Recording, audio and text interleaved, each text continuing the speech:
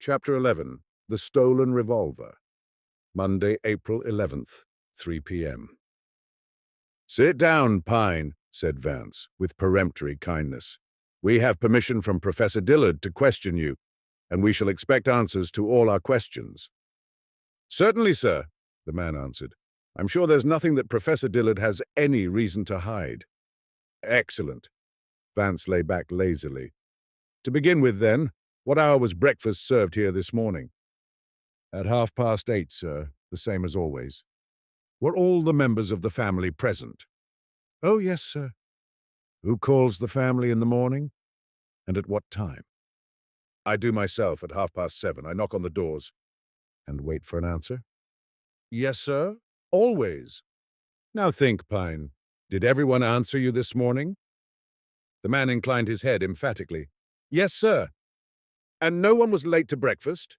"Everyone was on time promptly, as usual, sir." Vance leaned over and deposited his cigarette ash in the grate. "Did you happen to see anyone leaving the house or returning to it this morning before breakfast?" The question was put casually, but I noted a slight quiver of surprise in the butler's thin, drooping eyelids. "No, sir." "Even though you saw no one," pursued Vance, "would it not have been possible for some member of the household to have gone out and returned without your knowing it?" Pine, for the first time during the interview, appeared reluctant to answer. "Well, sir, the fact is," he said uneasily, "anyone might have used the front door this morning without my knowing it, as I was in the dining room setting table. And, for the matter of that, anyone might have used the archery room door, for my daughter generally keeps the kitchen door closed while preparing breakfast." Vance smoked thoughtfully a moment. Then, in an even, matter-of-fact tone, he asked, "Does anyone in the house own a revolver?" The man's eyes opened wide. "Not that I know of, sir," he answered haltingly. "Ever hear of the bishop, Pine?" "Oh, no, sir." His face blanched. "You mean the man who wrote those letters to the papers?" "I merely meant the bishop," said Vance carelessly. "But tell me, have you heard anything about a man being killed in Riverside Park this morning?" "Yes, sir. The janitor next door was telling me about it." "You knew young Mr. Sprigg, didn't you?"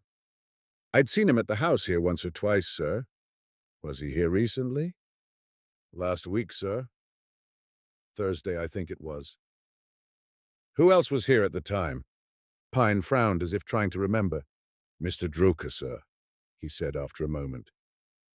"And as I recall, Mr. Pardee came too. They were together in Mr. Arneson's room talking until late." "In Mr. Arneson's room, eh? Is it customary for Mr. Arneson to receive callers in his room?" "No, sir," Pine explained. "But the professor was working in the library, and Miss Dillard was with Mrs. Drucker in the drawing-room here." Vance was silent a while. "That will be all, Pine," he said at length. "But please send Beadle to us at once." Beadle came and stood before us with sullen aggressiveness. Vance questioned her along the same lines as he had taken with Pine. Her answers, for the most part monosyllabic, added nothing to what had already been learned. But at the end of the brief interview, Vance asked her if she had happened to look out of the kitchen window that morning before breakfast. "I looked out once or twice," she answered defiantly. "Why shouldn't I look out?" "Did you see anyone on the archery range or in the rear yard?" "No one but the professor and Mrs. Drucker." "No strangers?" Vance strove to give the impression that the fact of Professor Dillard's and Mrs. Drucker's presence in the rear yard that morning was of no importance. But by the slow, deliberate way in which he reached into his pocket for his cigarette case, I knew the information had interested him keenly. "No," the woman replied curtly. "What time did you notice the professor and Mrs. Drucker?" 8 o'clock, maybe." "Were they talking together?" "Yes, anyway," she amended. "They were walking up and down near the arbor." "Is it customary for them to stroll in the yard before breakfast?" "Mrs. Drucker often comes out early and walks about the flower beds. And I guess the professor has a right to walk in his own yard any time he wants to."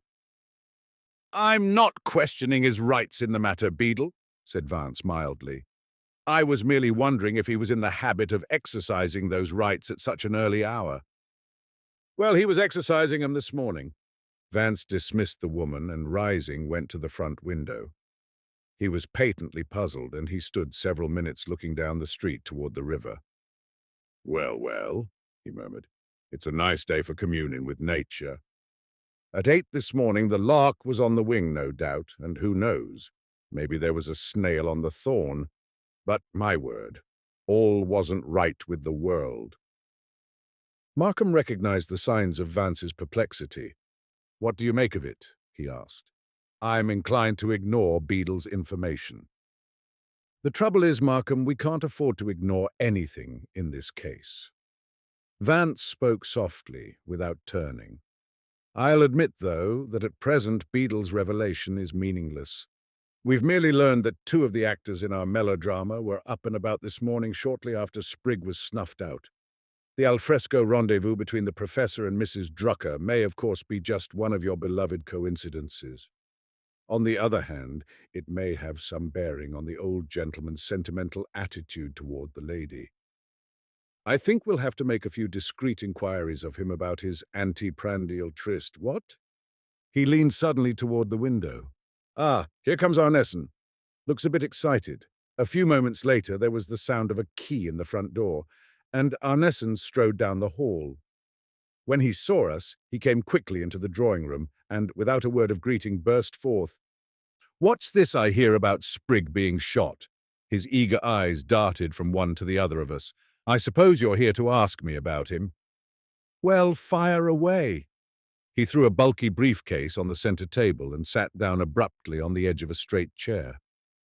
There was a detective up at college this morning asking fool questions and acting like a burlesque sleuth in a comic opera.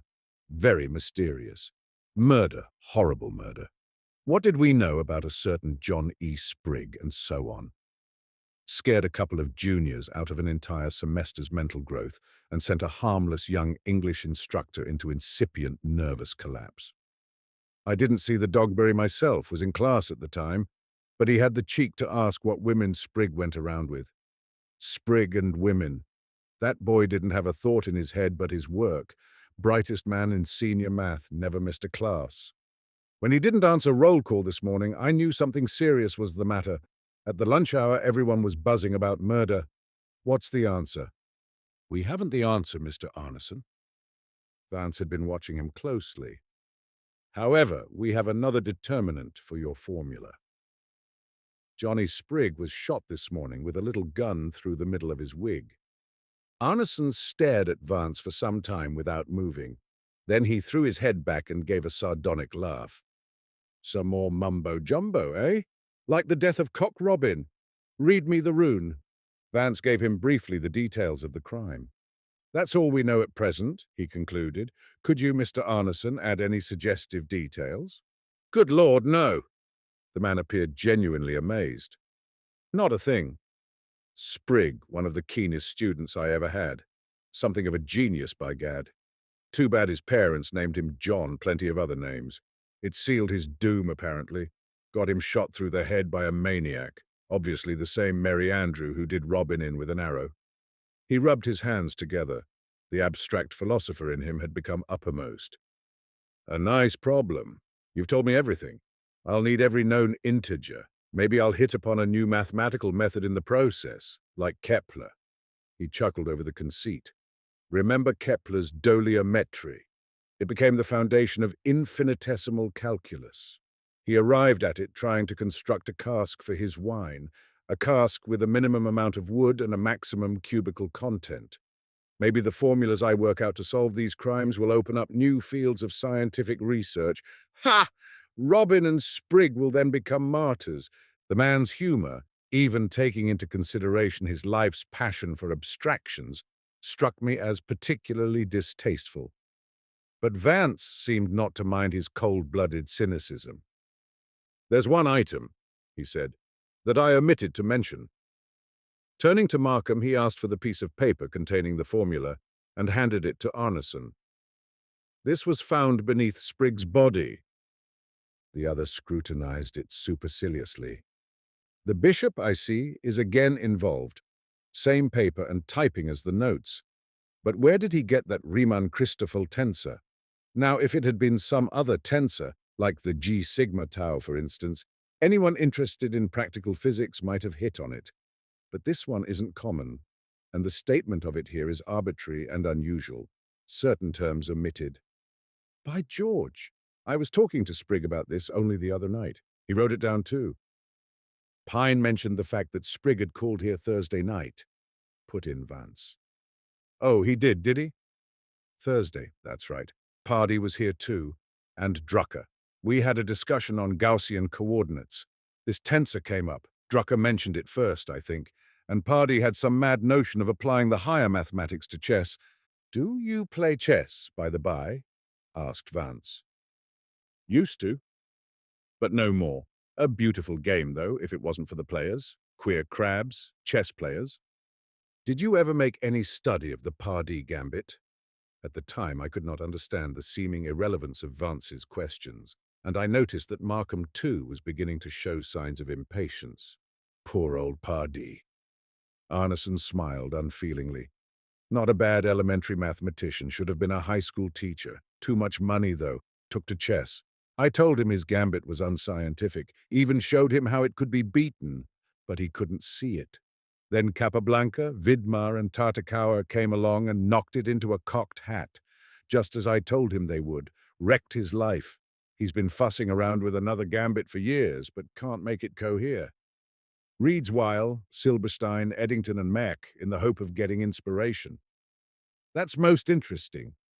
Vance extended his match case to Arneson, who had been filling his pipe as he talked. Was Pardee well acquainted with Sprigg? Oh, no. Met him here twice, that's all. Pardee knows Drucker well, though, always asking him about potentials and scalars and vectors, hopes to hit on something that'll revolutionize chess. Was he interested in the Riemann-Christoffel tensor when you discussed it the other night? Can't say that he was. A bit out of his realm. You can't hitch the curvature of space-time to a chessboard. What do you make of this formula being found on Sprigg? Don't make anything of it. If it had been in Sprigg's handwriting, I'd say it dropped out of his pocket. But who'd go to the trouble of trying to type a mathematical formula? The bishop, apparently. Arneson took his pipe from his mouth and grinned. Bishop X will have to find him. He's full of whimsies. Perverted sense of values. Obviously, Vance spoke languidly. And, by the by, I almost forgot to ask you, does the Dillard house harbor any revolvers? Oh-ho! Arneson chuckled with unrestrained delight. Sits the wind there.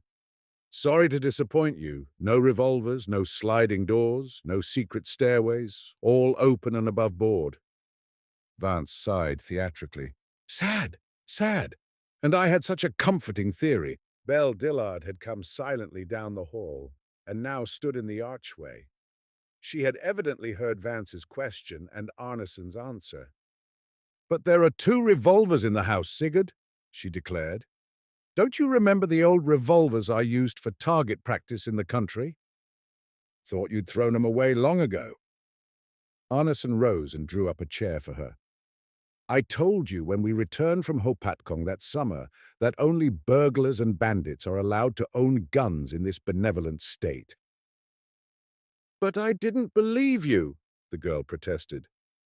I never know when you're jesting and when you're serious. And you kept them, Miss Dillard? Came Vance's quiet voice. Why, yes. She shot an apprehensive glance at Heath. Shouldn't I have done so? I believe it was technically illegal. However, Vance smiled reassuringly, I don't think the sergeant will invoke the Sullivan law against you. Where are they now? Downstairs, in the archery room. They're in one of the drawers of the tool chest. Vance rose. Would you be so good, Miss Dillard, as to show us where you put them? I have a gnawing curiosity to see 'em, don't you know? The girl hesitated and looked to Arneson for guidance. When he nodded, she turned without a word and led the way to the archery room. They're in that chest by the window, she said. Going to it, she drew out a small, deep drawer in one end.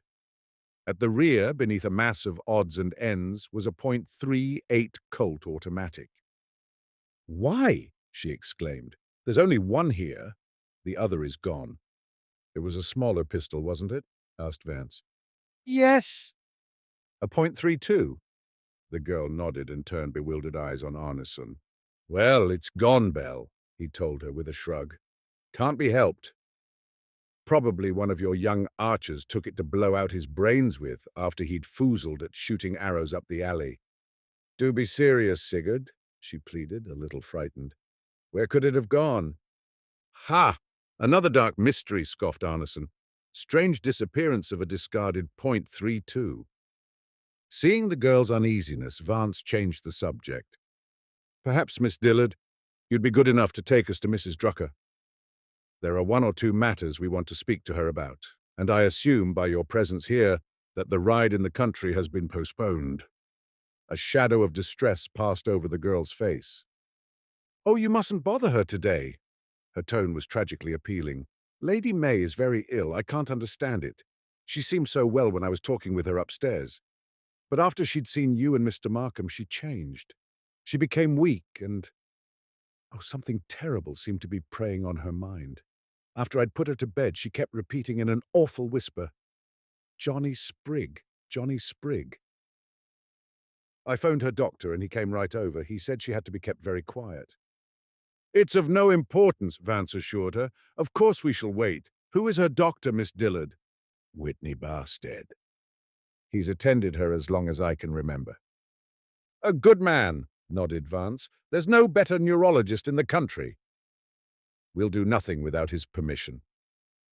Miss Dillard gave him a grateful look. Then she excused herself. When we were again in the drawing room, Arneson stationed himself before the fireplace and regarded Vance satirically. "Johnny Sprigg, Johnny Sprigg. Ha ha!" Lady May got the idea at once. She may be cracked, but certain lobes of her brain are overactive. Unaccountable piece of machinery, the human brain. Some of the greatest mental computers of Europe are morons. And I know a couple of chess masters who need nurses to dress and feed them. Vance appeared not to hear him. He had stopped by a small cabinet near the archway and was apparently absorbed in a set of jade carvings of ancient Chinese origin. "That elephant doesn't belong there," he remarked casually, pointing to a tiny figure in the collection. "It's a bunjinga, decadent, don't you know? Clever, but not authentic. Probably a copy of a Manchu piece." He stifled a yawn and turned toward Markham. "I say, old man, there's nothing more we can do." "Suppose we toddle. We might have a brief word with the professor before we go, though. Mind waiting for us here, Mr. Arneson?" Arneson lifted his eyebrows in some surprise, but immediately crinkled his face into a disdainful smile. "Oh, no. Go ahead," and he began refilling his pipe. Professor Dillard was much annoyed at our second intrusion. "We've just learned," said Markham, "that you were speaking to Mrs. Drucker before breakfast this morning." The muscles of Professor Dillard's cheeks worked angrily. "Is it any concern of the district attorney's office if I speak to a neighbor in my garden?" "Certainly not, sir. But I am in the midst of an investigation which seriously concerns your house, and I assumed that I had the privilege of seeking help from you." The old man spluttered a moment. "Very well," he acquiesced irritably. "I saw no one except Mrs. Drucker, if that's what you're after." Vance projected himself into the conversation. "That's not what we came to you for, Professor Dillard. We wanted merely to ask you if Mrs. Drucker gave you the impression this morning that she suspected what had taken place earlier in Riverside Park." The professor was about to make a sharp retort, but checked himself. After a moment, he said simply, "No, she gave me no such impression." "Did she appear in any way uneasy, or let us say excited?" "She did not." Professor Dillard rose and faced Markham. "I understand perfectly what you are driving at, and I won't have it. I've told you, Markham, that I'll take no part in spying or tale-bearing where this unhappy woman is concerned. That's all I have to say to you." He turned back to his desk. "I regret I'm very busy today." We descended to the main floor and made our adieus to Arneson. He waved his hand to us cordially as we went out.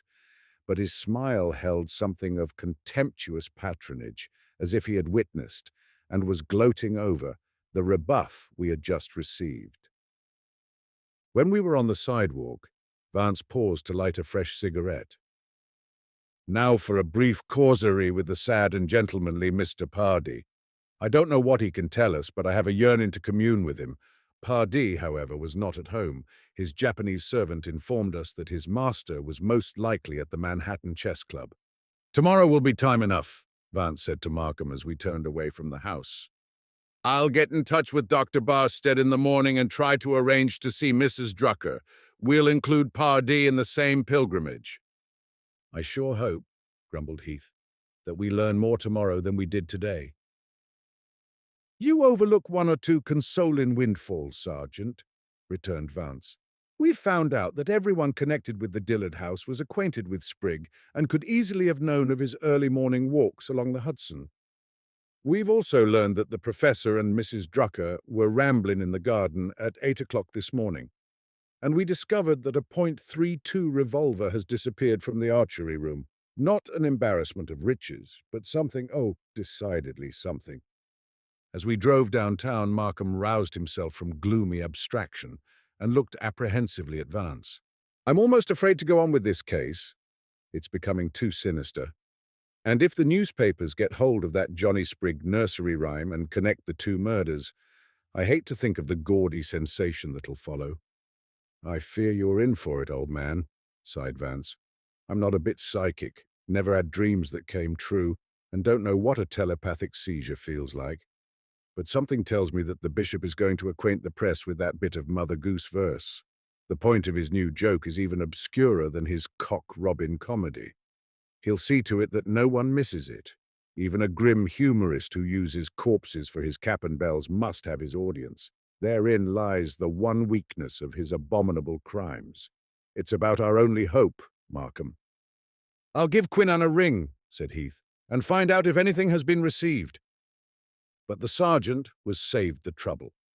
The World reporter was waiting for us at the district attorney's office, and Swacker ushered him in at once. "Howdy, Mr. Markham." There was a breezy impudence in Quinnan's manner, but withal he showed signs of nervous excitement. "I've got something here for Sergeant Heath. They told me at headquarters that he was handling the Sprigg case and said he was parleying with you." So I blew over, he reached in his pocket and, taking out a sheet of paper, handed it to Heath. "I'm being mighty high, wide and handsome with you, Sergeant, and I expect a little inside stuff by way of reciprocity. Cast your eye on that document. Just received by America's foremost family journal." It was a plain piece of typewriting paper, and it contained the Mother Goose melody of Johnny Sprigg, typed in elite characters with a pale blue ribbon. In the lower right-hand corner was the signature in capitals, "The Bishop." "And here's the envelope, Sergeant."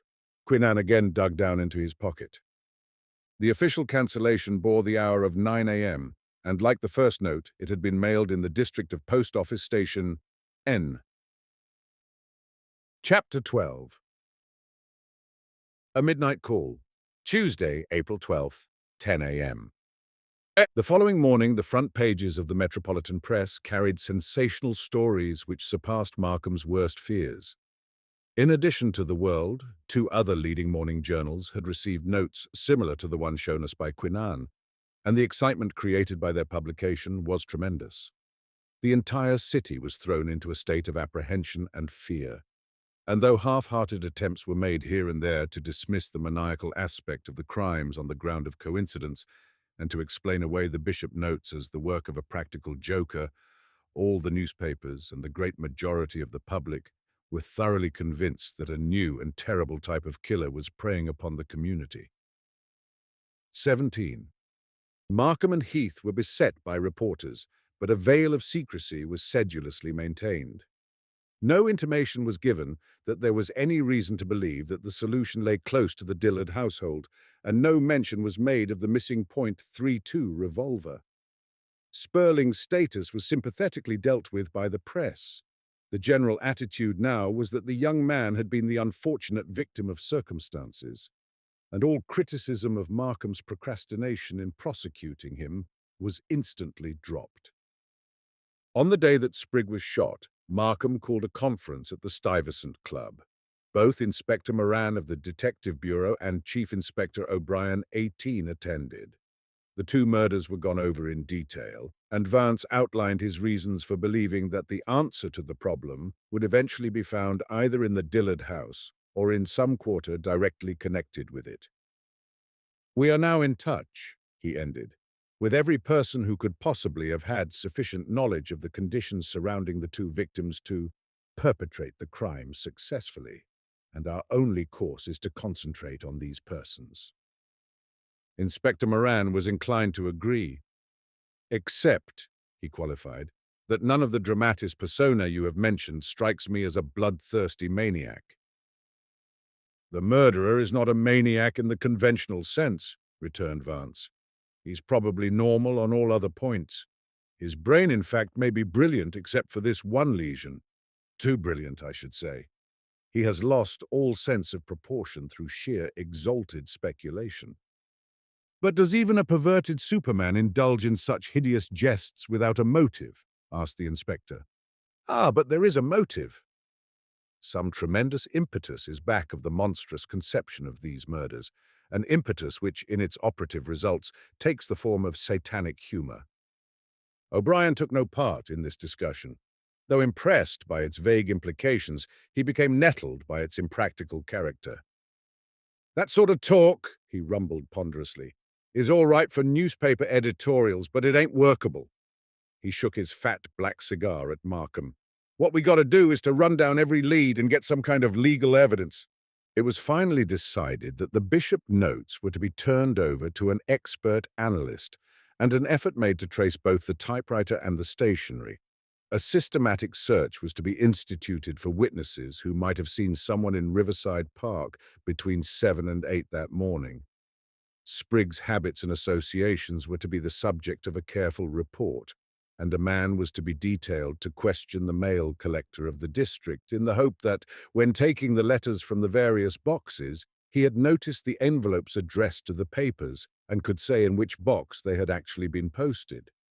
Various other purely routine activities were outlined, and Moran suggested that for a time 3 men be stationed day and night in the vicinity of the murders to watch for any possible developments or for suspicious actions on the part of those involved. The police department and the district attorney's office were to work hand in hand. Markham, of course, in tacit agreement with Heath, assumed command. "I have already interviewed the members of the Dillard and Drucker homes in connection with the Robin murder," Markham explained to Moran and O'Brien, "and I've talked the Sprigg case over with Professor Dillard and Arneson. Tomorrow I shall see Pardee and the Druckers." The next morning, Markham, accompanied by Heath, called for Vance a little before 10 o'clock. "This thing can't go on," he declared after the meagrest of greetings. "If anyone knows anything, we've got to find it out. I'm going to put the screws on, and damn the consequences." "By all means, chivvy 'em," Vance himself appeared despondent. "I doubt if it'll help, though. No ordinary procedure is going to solve this riddle. However, I've phoned Barstead. He says we may talk with Mrs. Drucker this morning, but I've arranged to see him first. I have a hankering to know more of the Drucker pathology. Hunchbacks, do you see, are not usually produced by falls." We drove at once to the doctor's home and were received without delay. Dr. Barstead was a large, comfortable man, whose pleasantness of manner impressed me as being the result of schooled effort. Vance went straight to the point. "We have reason to believe, Doctor, that Mrs. Drucker and perhaps her son are indirectly concerned in the recent death of Mr. Robin at the Dillard house. And before we question either of them further, we should like to have you tell us, as far as professional etiquette will permit, something of the neurological situation we are facing." "Please be more explicit, sir." Dr. Barstead spoke with defensive aloofness. "I am told," Vance continued, "that Mrs. Drucker regards herself as responsible for her son's kyphosis. But it is my understanding that such malformations as his do not ordinarily result from mere physical injuries." Dr. Barstead nodded his head slowly. "That is quite true.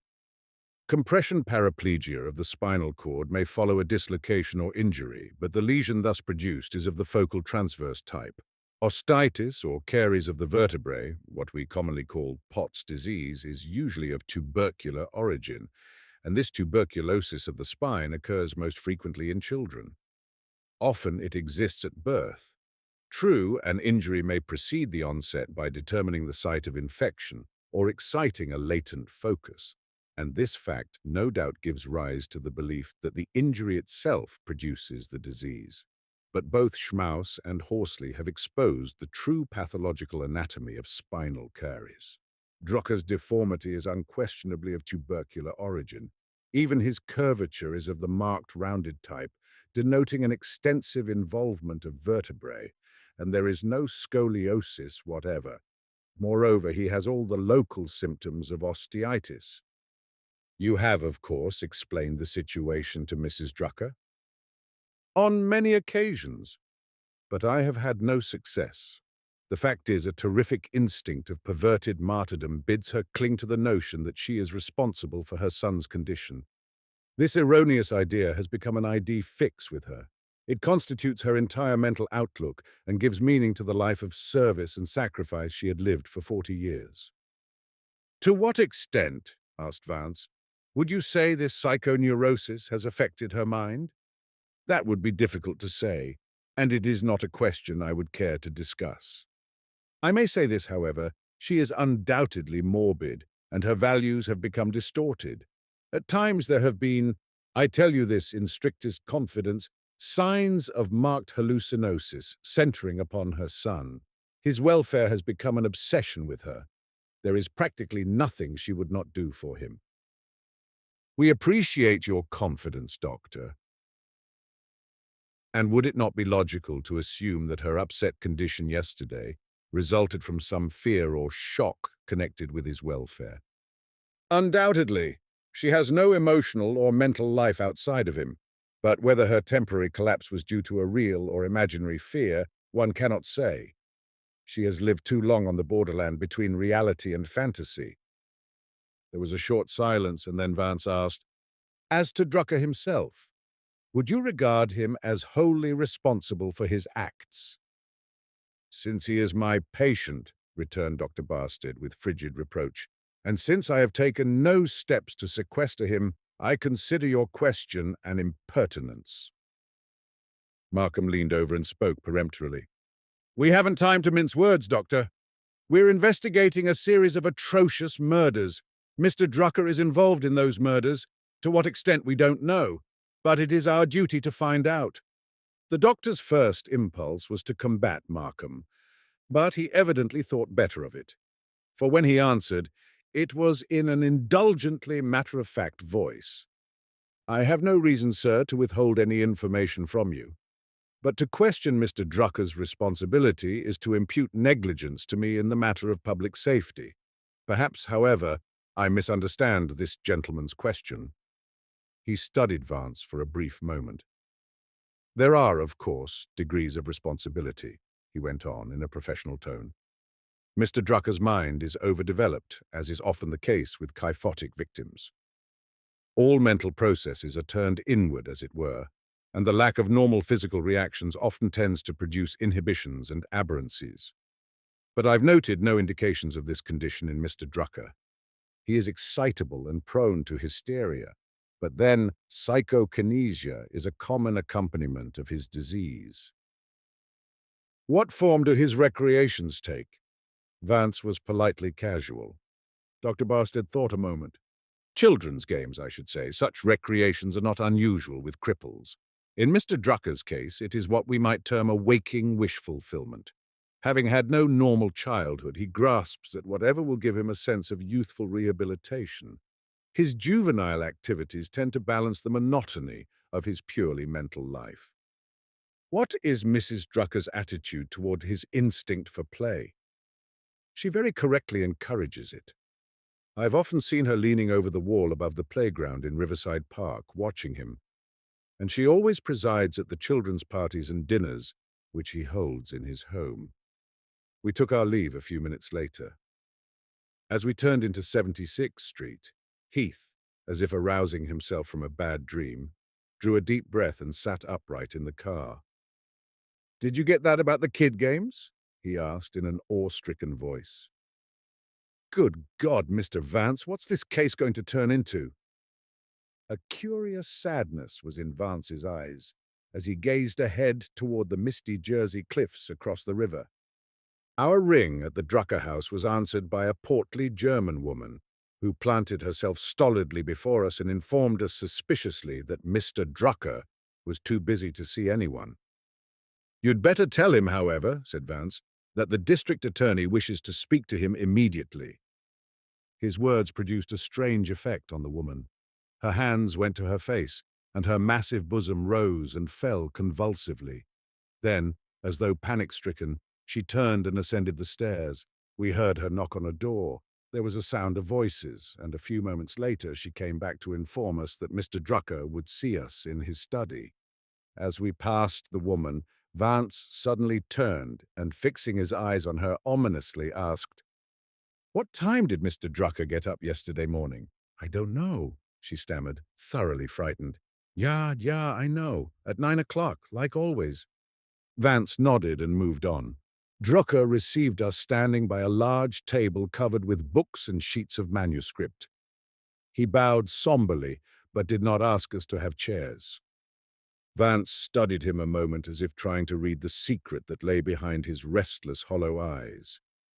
"Mr. Drucker," he began, "it is not our desire to cause you unnecessary trouble, but we have learned that you were acquainted with Mr. John Sprigg, who, as you probably know, was shot near here yesterday morning. Now, could you suggest any reason that anyone might have had for killing him?" Drucker drew himself up. Despite his effort at self-control, there was a slight tremor in his voice as he answered, "I knew Mr. Sprigg but slightly. I can suggest nothing whatever in regard to his death. There was found on his body a piece of paper bearing the Riemann-Christoffel tensor, which you introduce in your book in the chapter on the finiteness of physical space." As Vance spoke, he moved one of the typewritten sheets of papers on the table toward him and glanced at it casually. Drucker seemed not to notice the action. The information contained in Vance's words had riveted his attention. "I can't understand it," he said vaguely. "May I see the notation?" Markham complied at once with his request. After studying the paper a moment, Drucker handed it back, and his little eyes narrowed malevolently. "Have you asked Arneson about this? He was discussing this very subject with Sprigg last week." "Oh, yes," Vance told him carelessly. "Mr. Arneson recalled the incident but couldn't throw any light on it. We thought perhaps you could succeed where he had failed." "I regret I can't accommodate you." There was the suggestion of a sneer in Drucker's reply. "Anyone might use the tensor. Wiles and Einstein's works are full of it. It isn't copyrighted."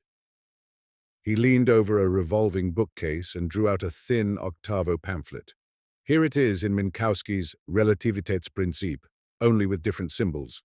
A T for the B, for instance, and Greek letters for the indices." He reached for another volume. "Poincaré also uses it in his Hypotheses cosmogoniques, with still other symbolic equivalents." He tossed the books on the table contemptuously. "Why come to me about it?" "It wasn't the tensor formula alone that led our roving footsteps to your door," said Vance lightly. "For instance, we have reason to believe that Sprigg's death is connected with Robin's murder." Drucker's long hands caught the edge of the table, and he leaned forward, his eyes glittering excitedly. "Connected, Sprigg and Robin! You don't believe that newspaper talk, do you? It's a damned lie!" His face had begun to twitch, and his voice rose shrilly. "It's insane nonsense. There's no proof, I tell you. Not a shred of proof." "Cock Robin and Johnny Sprigg, don't you know?" came Vance's soft, insistent voice. "That rot! That crazy rot! Oh, good God, has the world gone mad?" He swayed back and forth as he beat on the table with one hand, sending the papers flying in all directions. Vance looked at him with mild surprise. "Aren't you acquainted with the bishop, Mr. Drucker?" The man stopped swaying and, steadying himself, stared at Vance with terrible intensity. His mouth was drawn back at the corners, resembling the transverse laugh of progressive muscular dystrophy. "You, too! You've gone mad!" He swept his eyes over us. "You damned unutterable fools! There's no such person as the bishop. There wasn't any such person as Cock Robin or Johnny Sprigg. And here you are, men grown, trying to frighten me. Me, a mathematician with nursery tales." He began to laugh hysterically. Vance went to him quickly and, taking his arm, led him to his chair. Slowly his laughter died away, and he waved his hand wearily. "Too bad Robin and Sprigg were killed." His tone was heavy and colorless. "But children are the only persons that matter. You'll probably find the murderer. If you don't, maybe I'll help you. But don't let your imaginations run away with you. Keep to facts. Facts." The man was exhausted, and we left him. "He's scared, Markham. Deuced scared," observed Vance, when we were again in the hall. I could bear to know what is hidden in that shrewd, warped mind of his. He led the way down the hall to Mrs. Drucker's door. "This method of visiting a lady doesn't accord with the best social usage. Really, you know, Markham, I wasn't born to be a policeman. I abhor snooping." Our knock was answered by a feeble voice. Mrs. Drucker, paler than usual, was lying back on her chaise longue by the window.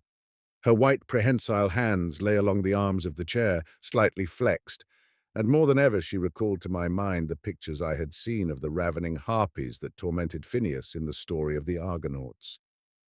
Before we could speak, she said in a strained, terrified voice, "I knew you would come. I knew you were not through torturing me." "To torture you, Mrs. Drucker," returned Vance softly, "is the furthest thing from our thoughts. We merely want your help." Vance's manner appeared to alleviate her terror somewhat, and she studied him calculatingly. "If only I could help you," she muttered. "But there's nothing to be done. Nothing." "You might tell us what you saw from your window on the day of Mr. Robin's death," Vance suggested kindly. "No, no." Her eyes stared horribly. "I saw nothing. I wasn't near the window that morning. You may kill me, but my dying words would be no, no, no." Vance did not press the point. "Beadle tells us," he went on, "that you often rise early and walk in the garden." "Oh, yes." The words came with a sigh of relief. "I don't sleep well in the mornings. I often wake up with dull, boring pains in my spine, and the muscles of my back feel rigid and sore. So I get up and walk in the yard whenever the weather is mild enough." "Beadle saw you in the garden yesterday morning." The woman nodded absently. "And she also saw Professor Dillard with you." Again she nodded, but immediately afterward she shot Vance a combative, inquisitive glance. "He sometimes joins me," she hastened to explain. "He feels sorry for me, and he admires Adolf. He thinks he's a great genius." And he is a genius. He'd be a great man, as great as Professor Dillard, if it hadn't been for his illness. And it was all my fault. I let him fall when he was a baby. A dry sob shook her emaciated body, and her fingers worked spasmodically. After a moment, Vance asked, "What did you and Professor Dillard talk about in the garden yesterday?" A sudden wiliness crept into the woman's manner.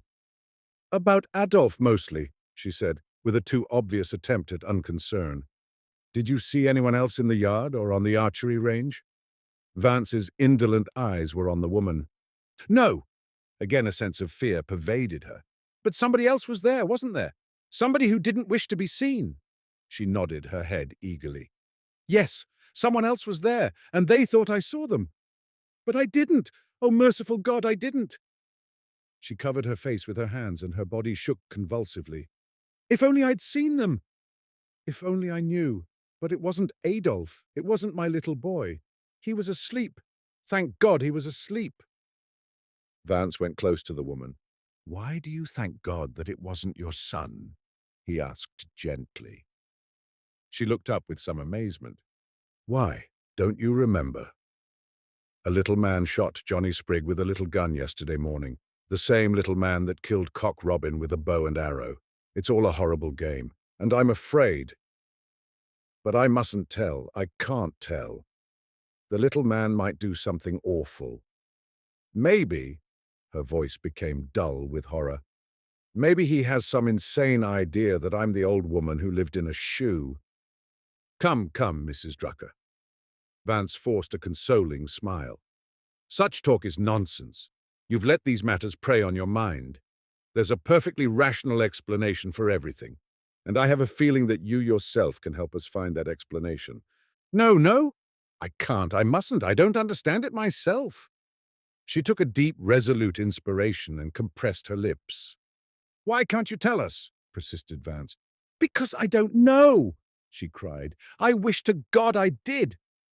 I only know that something horrible is going on here, that some awful curse is hanging over this house. How do you know that?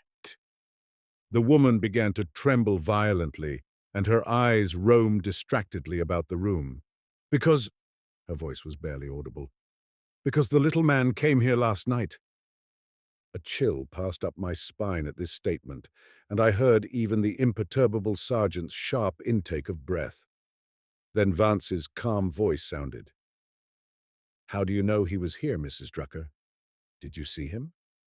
No, I didn't see him, but he tried to get into this room by that door.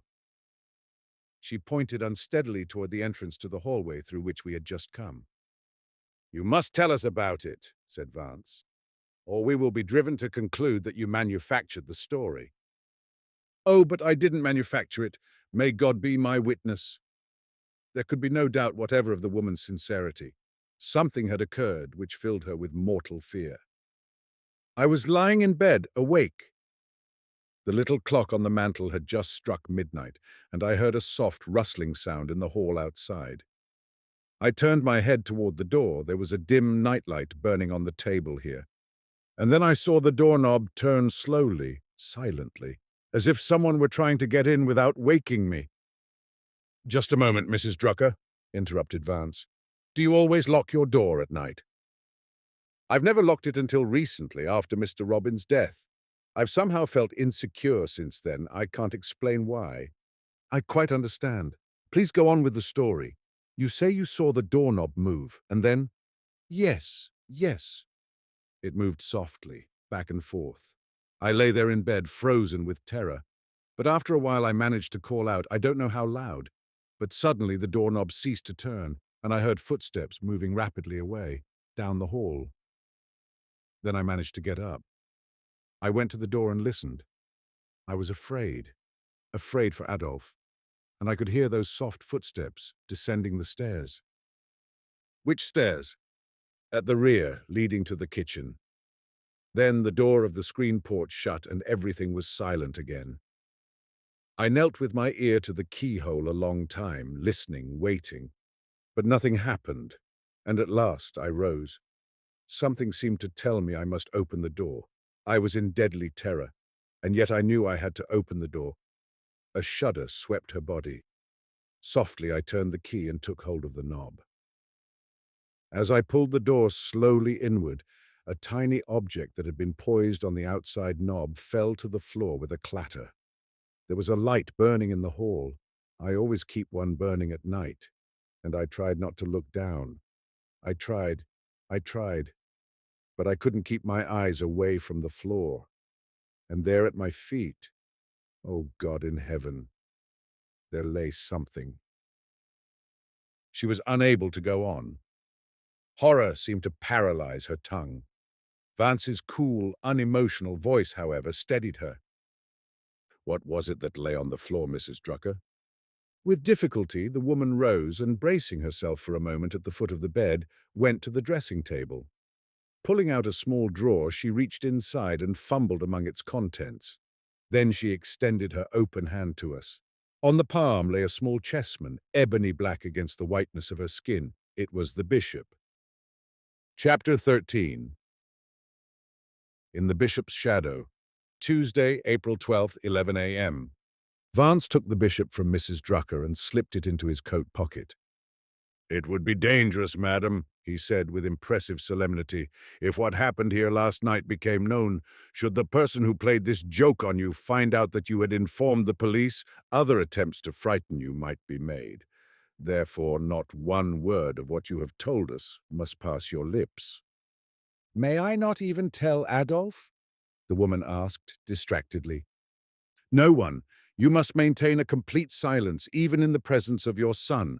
I could not understand Vance's emphasis on this point, but before many days had passed, it was all too clear to me. The reason for his advice was revealed with tragic force, and I realized that even at the time of Mrs. Drucker's disclosure, his penetrating mind had worked out an uncannily accurate ratiocination and foreseen certain possibilities unsuspected by the rest of us. We took our leave a few moments later and descended the rear stairs. The staircase made a sharp turn to the right at a landing 8 or 10 steps below the second floor, and led into a small, dark passageway with 2 doors, one on the left, opening into the kitchen, and another, diagonally opposite, giving on the screen porch. We stepped out immediately to the porch, now flooded in sunshine, and stood without a word trying to shake off the atmosphere cast about us by Mrs. Drucker's terrifying experience. Markham was the first to speak. "Do you believe, Vance, that the person who brought that chessman here last night is the killer of Robin and Sprigg?"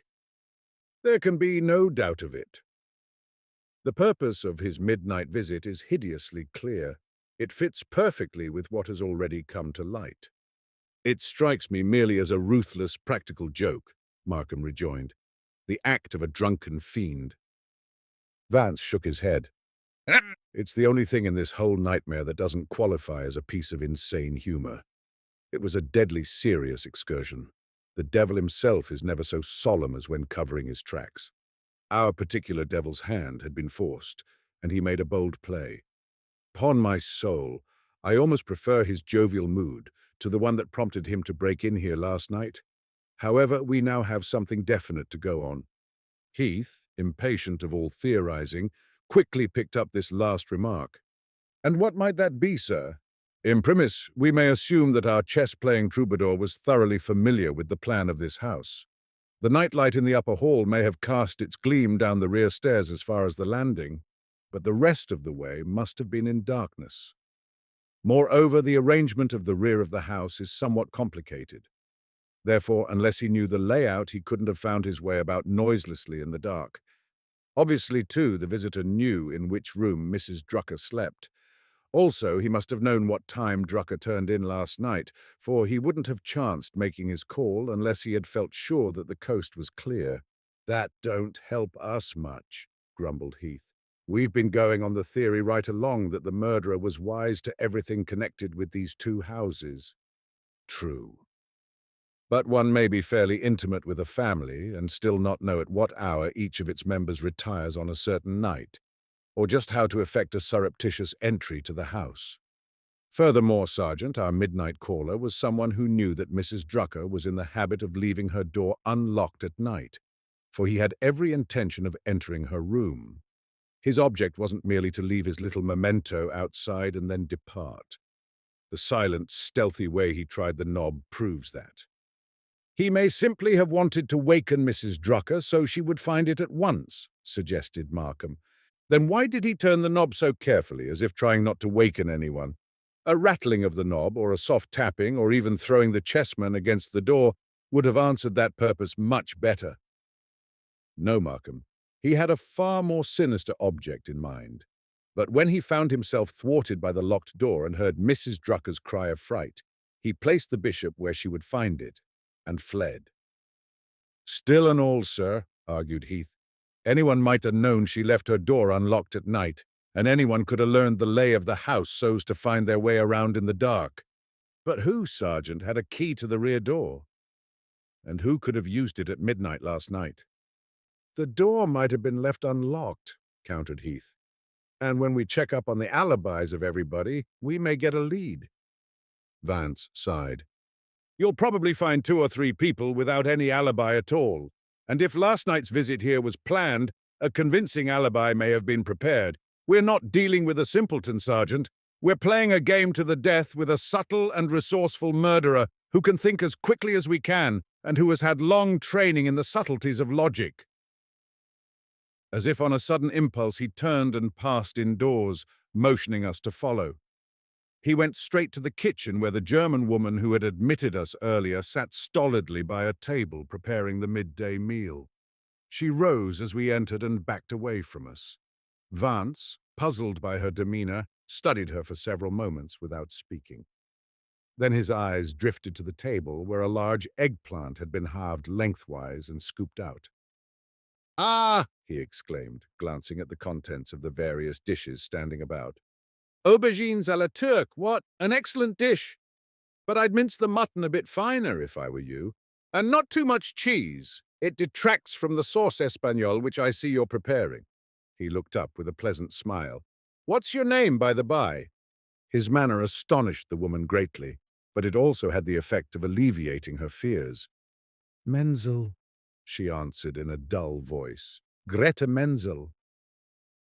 "And how long have you been with the Druckers?" "Going on 25 years. "A long time," Vance commented musingly. "Tell me, why were you frightened when we called here this morning?" The woman became sullen and her large hands closed tightly. "I wasn't frightened, but Mr. Drucker was busy." "You thought perhaps we had come to arrest him," Vance broke in. Her eyes dilated, but she made no answer. "What time did Mr. Drucker rise yesterday morning?" Vance went on. "I told you. 9 o'clock, like always." "What time did Mr. Drucker rise?" The insistent, detached quality of his voice was far more ominous than any dramatic intonation could have been. "I told you." "Die Wahrheit, Frau Menzel. Wie viel Uhr ist aufgestanden?" The psychological effect of this repetition of the question in German was instantaneous. The woman's hands went to her face and a stifled cry, like a trapped animal's, escaped her. "I don't know," she groaned. "I called him at 8:30, but he didn't answer, and I tried the door. It wasn't locked, and, du lieber Gott, he was gone." "When did you next see him?" asked Vance quietly. "At 9. I went upstairs again to tell him breakfast was ready. He was in the study, at his desk, working like mad and all excited. He told me to go away." "Did he come down to breakfast?" Yeah, he came down, half an hour later." The woman leaned heavily against the drainboard of the sink, and Vance drew up a chair for her. "Sit down, Mrs. Menzel," he said kindly. When she had obeyed, he asked, "Why did you tell me this morning that Mr. Drucker rose at 9? "I had to. I was told to." Her resistance was gone, and she breathed heavily, like a person exhausted. "When Mrs. Drucker came back from Miss Dillard's yesterday afternoon, she told me that if anyone asked me that question about Mr. Drucker, I was to say 9 o'clock. She made me swear I'd say it." Her voice trailed off, and her eyes took on a glassy stare. I was afraid to say anything else. Vance still seemed puzzled. After several deep inhalations on his cigarette, he remarked, "There's nothing in what you've told us to affect you this way. It's not unnatural that a morbid woman like Mrs. Drucker should have taken such a fantastic measure to protect her son from possible suspicion when a murder had been committed in the neighborhood. You've surely been with her long enough to realize how she might exaggerate every remote possibility where her son is concerned. In fact, I'm surprised you take it so seriously. Have you any other reason to connect Mr. Drucker with this crime?" No. The woman shook her head distractedly. Vance strolled to the rear window, frowning. Suddenly he swung about. He had become stern and implacable. "Where were you, Mrs. Menzel, the morning Mr. Robin was killed?" An astounding change came over the woman. Her face paled, her lips trembled, and she clinched her hands with a spasmodic gesture. She tried to take her staring eyes from Vance, but some quality in his gaze held her. "Where were you, Mrs. Menzel?" The question was repeated sharply. "I was here," she began, then stopped abruptly and cast an agitated glance at Heath, who was watching her fixedly. "You were in the kitchen?" She nodded. The power of speech seemed to have deserted her. "And you saw Mr. Drucker return from the Dillards?" Again she nodded. "Exactly," said Vance. "And he came in the rear way, by the screen porch, and went upstairs." and he didn't know that you saw him through the kitchen door. And later he inquired regarding your whereabouts at that hour. And when you told him you had been in the kitchen, he warned you to keep silent about it. And then you learned of Mr. Robbins' death a few minutes before you saw him enter here. And yesterday, when Mrs. Drucker told you to say he had not risen until 9, and you heard that someone else had been killed near here, you became suspicious and frightened. That's correct, is it not, Mrs. Menzel? The woman was sobbing audibly in her apron. There was no need for her to reply, for it was obvious that Vance had guessed the truth. Heath took his cigar from his mouth and glared at her ferociously. "So! You were holding out on me!" he bellowed, thrusting forward his jaw. "You lied to me when I questioned you the other day." "Obstructing justice, were you?" She gave Vance a look of frightened appeal. "Mrs. Menzel, Sergeant," he said, "had no intention of obstructing justice. And now that she has told us the truth, I think we may overlook her perfectly natural deception in the matter." Then, before Heath had time to reply, he turned to the woman and asked in a matter-of-fact tone, "Do you lock the door leading to the screen porch every night?" "Ja, every night." She spoke listlessly. The reaction from her fright had left her apathetic. "You are sure you locked it last night?" "At 9:30 when I went to bed." Vance stepped across the little passageway and inspected the lock. "It's a snap lock," he observed on returning. "Who has a key to the door?" "I have a key." "And Mrs. Drucker, she has one too." "You're sure no one else has a key?" "No one except Miss Dillard." "Miss Dillard?" Vance's voice was suddenly resonant with interest. "Why should she have one?" "She's had it for years. She's like a member of the family, over here 2 and 3 times a day. When I go out, I lock the back door, and her having a key saves Mrs. Drucker the trouble of coming down and letting her in." "Quite natural," Vance murmured. Then, "We shan't bother you any more, Mrs. Menzel." He strolled out on the little rear porch. When the door had been closed behind us, he pointed to the screen door that opened into the yard. "You'll note that this wire mesh has been forced away from the frame, permitting one to reach inside and turn the latch. Either Mrs. Drucker's key or Miss Dillard's, probably the latter, was used to open the door of the house." Heath nodded. This tangible aspect of the case appealed to him. But Markham was not paying attention. He stood in the background, smoking with angry detachment. Presently he turned resolutely and was about to re-enter the house when Vance caught his arm. "No, no, Markham! That would be abominable technique. Curb your ire. You're so dashed impulsive, don't you know?" "But damn it, Vance." Markham shook off the other's hand. "Drucker lied to us about going out the Dillard gate before Robin's murder." "Of course he did. I've suspected all along that the account he gave us of his movements that morning was a bit fanciful. But it's useless to go upstairs now and hector him about it. He'll simply say that the cook is mistaken." Markham was unconvinced. "But what about yesterday morning? I want to know where he was when the cook called him at 8:30. Why should Mrs. Drucker be so anxious to have us believe he was asleep?" She, too, probably went to his room and saw that he was gone. Then when she heard of Spriggs' death, her febrile imagination became overheated, and she proceeded to invest him with an alibi. "But you're only inviting trouble when you plan to chivvy him about the discrepancies in his tale." "I'm not so sure." Markham spoke with significative gravity. "I may be inviting a solution to this hideous business." Vance did not reply at once. He stood gazing down at the quivering shadows cast on the lawn by the willow trees. At length he said in a low voice, "We can't afford to take that chance.